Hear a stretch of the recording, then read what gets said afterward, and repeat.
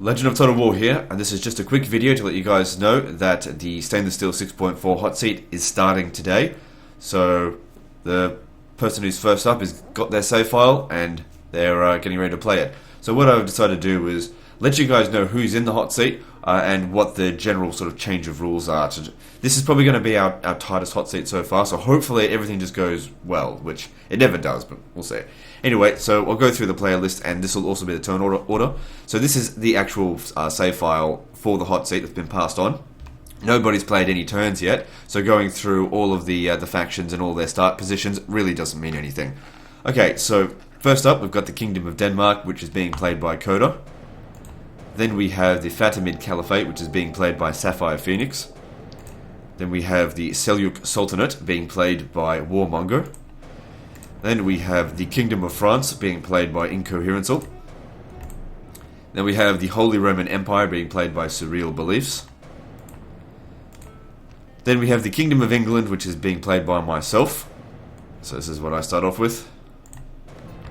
This is the Kingdom of Portugal, is being played by Egyptian Viking. The Kingdom of Poland is being played by LegendaryGirrafe. The Byzantine Empire is being played by WarriorofSparta. The Republic of Venice is being played by xDagger. The Moorish Caliphate is being played by King of Pergamum. Kingdom of Sicily is being played by Simpzy Total War. Republic of Novgorod is being played by Rampaned. The Kingdom of Hungary is being played by Old Total Warrior. The Kingdom of Aragon is being played by Total War Gameplay. The Grand Duchy of Kiev is being played by Tsar. The Crusader States is being played by Berry Knight. And then finally, the Khwarezmian Empire is being played by Gamersville 101. So this is an 18-player hot seat, which means we left 6 factions unassigned, excluding, of course, like the Papal States. So I believe the factions that we didn't include were the Kingdom of Leon, Genoa, Scotland, Norway, Cumans, and Lithuania. We just couldn't find enough people to really run this, to be a bigger hot seat, and I think it's ideal to keep it smaller anyway. Also, as far as the game setting is concerned, because it's stainless steel, obviously you can adjust, submods and everything like that. It's early campaign. It's Savage AI. It's on the hardest difficulty, very hard. So very hard campaign, very hard battles. And it's got disabled real recruitment, no bigs realism, because we don't want any major crappy issues that's just going to get in the way. At the end of the day, since we're playing human players, we don't need any of that stuff to make it more challenging. It's already going to be very difficult for any given player to win. Okay, now what I'll also do is go through the rules with you guys so that you understand them, so that you can refer to them. If anyone seems to have broken a rule, you can always encourage to report it to me, because I don't have time to watch every single video, and I do appreciate when people, do get involved and just let me know when things happen, so that it makes my job as an administrator a lot easier. Anyway, just going to go into a different tab and open up the rules and read it out to you. Okay, so we've been running the hot seat group now for close to 2 years now, and the first hot seat we did was the Crusader States, the Crusader Kingdoms hot seat, and it was a bit skewed in regard to the rules, and since then we've been adjusting them and so on and so forth, and I think these are the most balanced rules we've got so far, that are hopefully the easiest to understand. So rule number 1 is each turn must be recorded with commentary from start to end without edits, including load screens, and must be no longer than 1 hour. They cannot artificially speed up the video to give yourself more time, as in with editing. It's okay to use double or 6 times speed in battle. If they upload a video that is longer than 1 hour, they will be penalized severely. They're advised actually to do their turn again from scratch if it's longer than an hour. Quick saving and quick loading within the video is banned. They are allowed to start the video again from scratch and scout out their position as much as they like. So it's okay if they already knew that the enemy was hiding in the trees or whatever.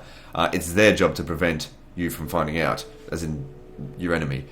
Okay, rule number 3 is your turn must be played and the save passed on within 72 hours. All players will be working on a credit system in this one, so if they do their turn quickly, they earn credit days in order to take time off down the track if they need it. If they don't have credit days saved up, then that's too bad. So I'm not going to be chasing them up on this one. So we shouldn't be seeing huge delays in videos being released in this. Obviously, we have to wait until turn number 3 before you guys even see any videos, but I'm just letting you guys, this is starting now. Turn number 4 is they must fight all battles manually except for naval battles. Rule number 5 is obviously no campaign map exploits. So just a couple of examples of what would be considered exploits: stacking multiple merchants in an army or a fort so that they're all working on the single resource, killing enemy agents by surrounding them with military units and then squashing them, movement bugs of any kind, artificially increasing recruitment pool, attacking ships that are inside port, pushing enemy agents with your own agents, all considered exploits. Spy agent action is allowed on all percentages. No restrictions on how many spies are needed to open the gate. Assassinations are allowed at 30% for enemy agents, 50% on generals and family members, 70% for sabotage, and each faction is only allowed a maximum of 3 assassins. They can assassinate faction leaders. Assassins can kill other assassins regardless of the percentage chance of success. Merchants can take on other merchants only if their finance skill is higher than the opposing merchant. Princesses are allowed to marry other generals regardless of the percentage chance of success.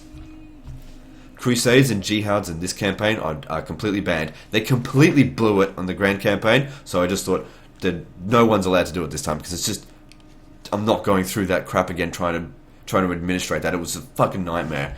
Okay, a 2-turn gap is advised for releasing videos online. However, they can release them earlier if they want, but they can also leave them late. But they cannot start their turn if they are 3 videos behind.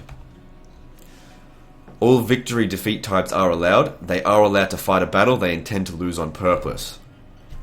Alliance and non-aggression pacts can be made publicly or secretly. To make one publicly, you need to seal it with a diplomat. Breaking of a publicly known treaty without good reason will incur dishonorable titles. People, as you know how diplomacy works. It's hard to actually write rules in regard to diplomacy, but I'm just saying what is generally accepted or not. Let's see. Breaking a secret treaty incurs no penalty except just distrust with the person that you made it with. Nobody else should use it as an excuse to distrust them. No admin penalties for being a backstabber. To break a publicly known alliance with no dishonor, you must publicly break it and send a diplomat in-game to cancel it. You do not have to give a reason. Upon breaking the alliance, as in giving them notice, you will be considered a truce breaker if you attack the other party within 5 turns of giving them notice of the cancellation of the alliance. The other party is allowed to attack you immediately with no penalty. So, for example, if, let's just say, Holy Roman Empire and France are allied, and then France cancels the alliance. France isn't allowed to attack Holy Roman Empire for 5 turns, but the Holy Roman Empire is allowed. I mean, there's no penalties in game. I'm just saying, like, in regard to what is considered honourable or not, just to try and keep things, I don't know, so people understand. Just have a regular rule set, I guess. It's very difficult to organise diplomacy. Some people will consider a backstab just based on neutral attacking. So I don't know. Diplomacy gets a bit fucked. Okay, rule number 13 is you can leave an army inside a navy at port. This is often banned in Total War Center hot seats. The reason for this is to provide extra strategic options. They're not certainly of any use in a port and not invulnerable. Losing the region puts them at huge risk. If the port is under blockade, the navy inside cannot sneak out. The blockade must be lifted first. They can lift it by any means at their disposal. Defeating the navy, blockading it, or destroying the port will both work. Okay, they're not allowed to initiate diplomacy with the AI.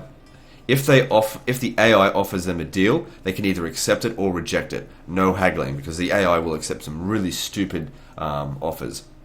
Catholic factions are allowed to give a gift of money to the Pope in order to increase their papal standing. They may ask for a trade agreement, but no money is to exchange hands on that transaction. No alliances with the Pope unless the Pope asks for it first. They are not allowed to do anything else. They are allowed to bribe rebels, and they're allowed to bribe other factions' troops as well. So bribing is perfectly legal. Okay, another rule is they are not allowed to say anything negative about other players publicly. They are allowed to criticize their moves. So, for example, they are allowed to say, player A made a stupid move here. They're not allowed to say, player A is stupid. Personal attacks on other players of any kind will be met with immediate, public, and severe punishments. Okay, so in this one we've actually got a sally out rule, because in previous, specifically the Westeros Total War hot seat, where, because there were no siege engines, like no catapults or anything like that, no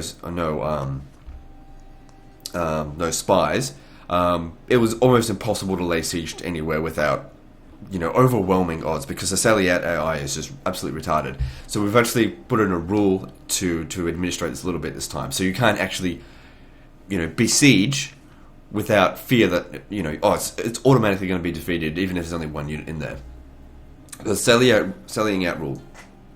From now on, they're only allowed to sally out against a besieging force under the following circumstances. If their garrison is at least half the size, in units wise, than the besieging force, so for example, if they besiege with 12 battalions, and you have 6 battalions of cavalry, or whatever, in the garrison, then they may sally out. Secondly, if they have a minimum of 8 units, they can sally out regardless of how many troops are besieging the settlement. So a full stack of 20 units besieges, and their garrison is only 4 units strong, then they are not allowed to even attempt to sally out, because the defense AI's sally out is just beyond stupid. This will probably help stop the spy spam that keeps going on. So hopefully this makes things a little bit more interesting. We'll see people making more judgment calls. It's certainly not invulnerable to lay siege. Oh, you can't sally out, because people could send reinforcing armies. They could have some hidden. They could have some in a fort nearby. Who knows? Hopefully this creates a bit more creativity with what people do. Another thing is the admin, that would be me, has absolute authority. There is no democracy. When the admin makes a judgment call, everyone must abide by it. It's not up to the other players to make admin calls themselves and enforce the rules. They're encouraged to let me know of any issues, and of course I'll deal with it from there. Okay, so those are the rules, and those are the players. So hopefully you guys are going to be as well informed as you can be in regard to this hot seat, and hopefully everything just goes smoothly. I'm really hoping that I don't have to apply any penalties, or really, I don't have to do any administration of any kind. Hopefully the rules just cover everything, and people are just going to play, not have any problems, and no one's going to quit, and we're just going to play through it over the next couple of years with no issues, because I'm really sort of stressed in regard to how painful it's been to deal with the Grand Campaign hot seat. But anyway, guys, that's hopefully enough information for you, and we'll see you next time, fuckers.